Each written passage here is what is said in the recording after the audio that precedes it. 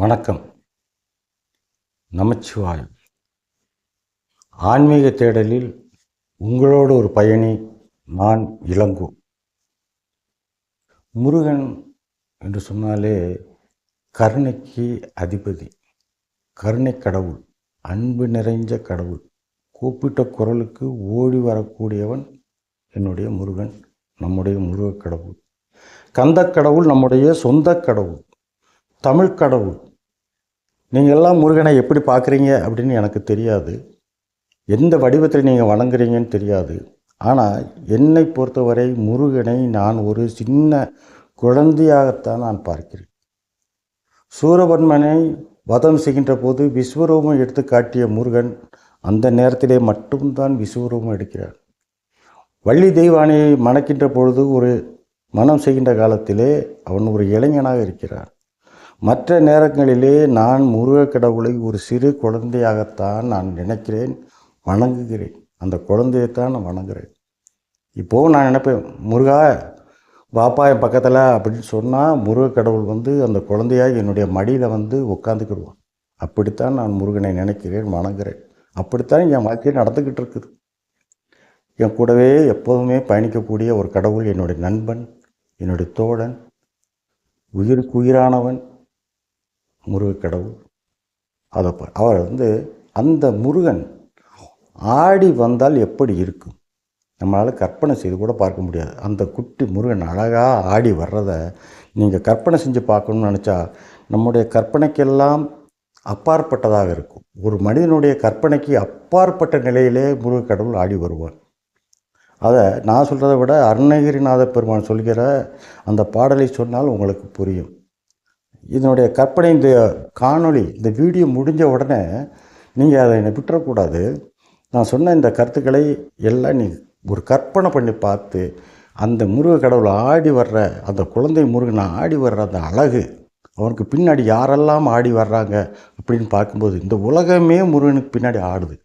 அந்த காட்சியை ஒரு நிமிடம் எப்பொழுதுமே கற்பனை செய்து பாருங்கள்.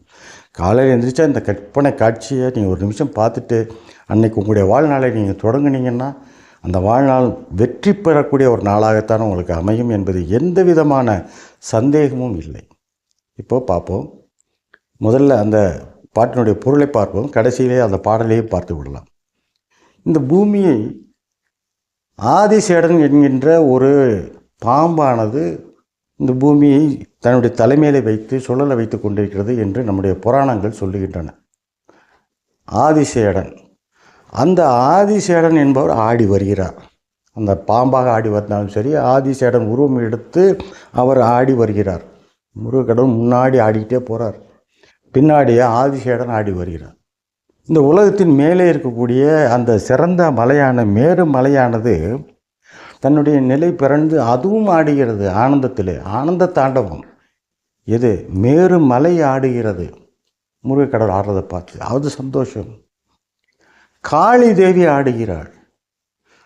இந்த காளி தேவி அந்த ஆட்டம் என்பது, அந்த நடனம் என்பது, அதில் நிறைய கதைகள் இருக்கின்றன. அதில் ஒரு கதையை மட்டும் லேசாக 2 வரிகள் பார்த்துருவோம். இந்த காளி தேவி என்பது துர்க்கையின் ஒரு பிரதிபலிப்பு தான் காளி தேவி. துர்க்கை என்பவள் பார்வதி தேவியின் ஒரு அம்சம், துர்க்கையின் அம்சம் காளி தேவி. துர்க்கை மகிஷாசுரனை கொல்லுவதற்காக அவதாரம் எடுத்து கொல்கிறாள், மகிஷாசுரனை கொன்று விடுகிறாள். அதற்கு பிறகு ரக்தபீஜன் என்ற அரக்கன் தோன்றுகிறான். அந்த அரக்கனை துர்க்கையால் போராடி அழிக்க முடியல. என்ன காரணம்னா, ரக்தபீஜன் சிந்தக்கூடிய ஒவ்வொரு துளி இரத்தத்திலும் தரையிலே விழுந்தால் இன்னொரு ரக்த பீஜன் உருவாகி விடுகிறான். துர்க்கை சண்டை போட்டு களைச்சு போயிடுறான். ஆனால் பயங்கர கோபம். இவன் என்ன, நான் கொல்ல இவன் திரும்பவும் உயிர் படைத்து கொண்டே இருக்கிறானே அப்படின்னு சொல்லி அவருடைய கோபம், ஆங்காரம் எல்லாத்தையும் சேர்த்து காளி தேவியை படைத்து விடுகிறாள். காளி, நீ இவனை வதம் செய் என்று சொல்கிறாள். காளி உக்கிரமான தெய்வம். அவள் இந்த ரத்த பீஜனை பார்க்குறா. அவன் சொட்ட ரத்தம் சொட்டுகின்ற பொழுதெல்லாம் கீழே விழுந்தால்தானே இன்னொரு ரத்த பீஜன் உருவாகிறான். அதனால் காளி தேவி என்ன செய்கிறாங்கன்னா, அந்த அம்மா அப்படியே அவன் சொட்டுறதுக்கு முன்னாடி, ரத்தம் தரையில் விழுகிறதுக்கு முன்னாடி அந்த ரத்தத்தை எல்லாம் உறிஞ்சி குடிச்சிடுது.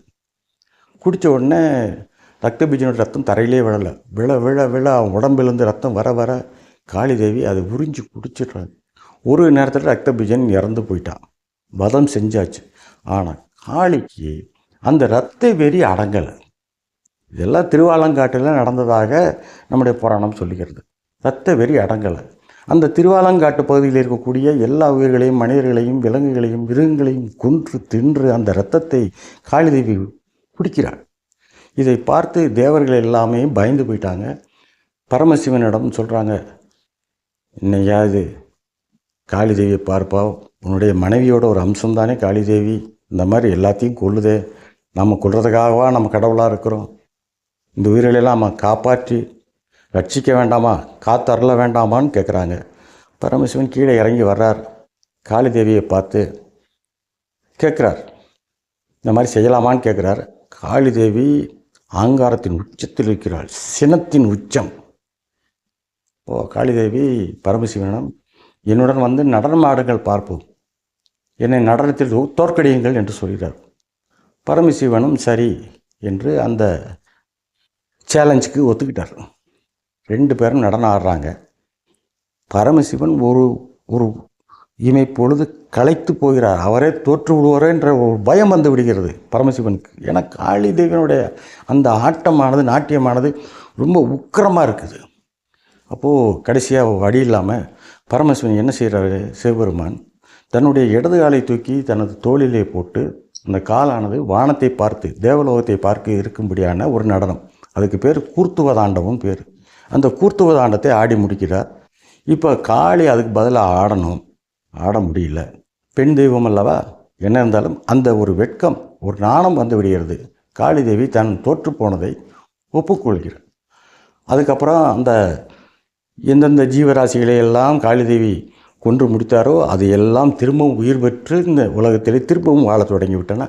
இந்த மாதிரி அந்த கதை போகுது. இந்த காளிதேவியை வாதாடி, அதாவது ஆடி வாதாடி ஜெயித்தவர் சிவபெருமான். இந்த காளிதேவி ஆடி வருகிறாள். முருகப்பெருமான் முன்னாடி ஆடிட்டு போகிறாரு. காளிதேவி ஆடி வருகிறாள். இந்த விடையில் ஏறக்கூடிய, அதாவது இந்த காளை வாகனத்தை கொண்டிருக்கக்கூடிய சிவபெருமான் ஆடி வருகிறார். சிவபெருமான் ஆடினார்னா சிவபெருமான் கூட இருக்கக்கூடிய பூத கணங்கள் எல்லாம் ஆடி வருகின்றன. சிவகணங்கள், பூதகணங்கள், வேதாளங்கள் எல்லாம் ஆடி வருகின்றன. முன்னாடி முருகன் குட்டி அழகாக ஆடிக்கிட்டே போகிறாரு. இவங்க எல்லாம் பின்னாடியே ஆடிட்டு வர்றாங்க.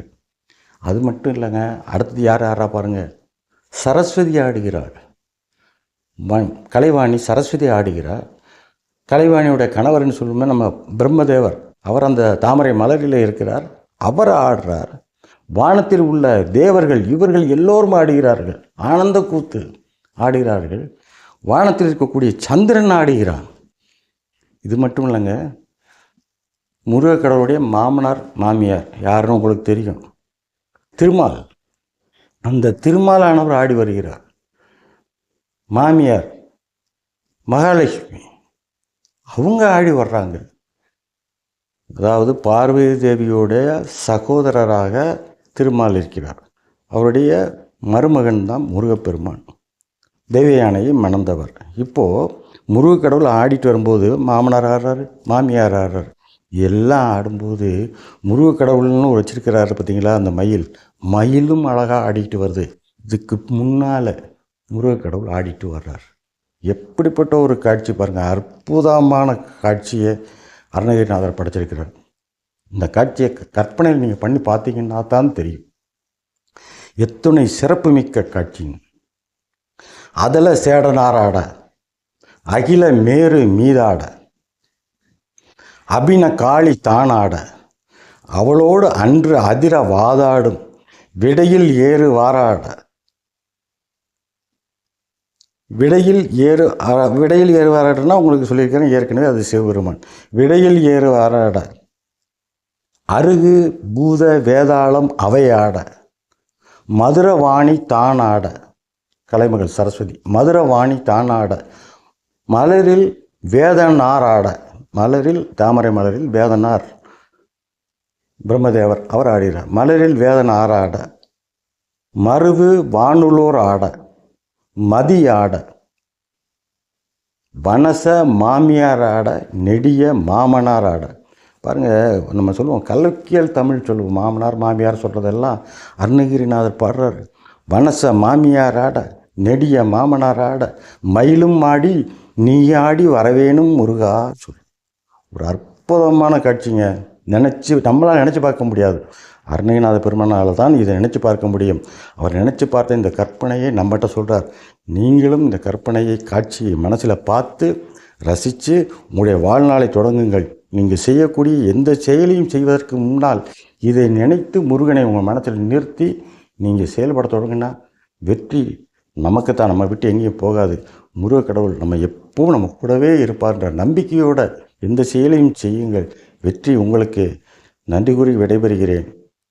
ஆன்மீக நெஞ்சங்களுக்கு எனது அன்பும் வணக்கமும்.